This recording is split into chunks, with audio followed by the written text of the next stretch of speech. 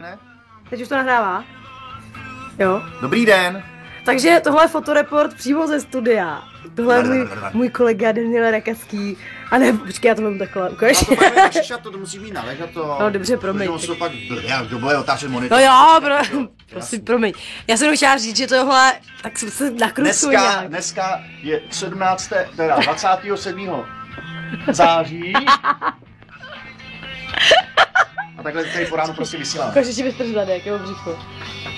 Počkej, zadek, ano, zadek, břicho. Já mám blbý kalhoty, jsem si vzal, ty jsou, prosím nás, to je starý model asi 2,5 roku, takže oni nesedí moc dobře.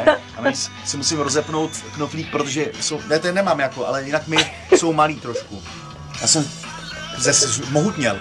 Jsem jako zesílil, jak chodím do posilky, tak se mi narostly svaly. Všude tady. No. Takže tohle byl kříženec beduínského mnicha supermodelky. Ty vole. Ty máš, jo? Ty máš jaký rapper, řekni Convict. Convict. Za chvíličku budu repovat Zlato, pojď na to, ať to stojí za to, tak si to poslechněte. Karaoke song, to je zase v podcastingu, na stránkách se pojďte do podcastingu, karaoke song, Zlato, pojď na to a je to ono, jo?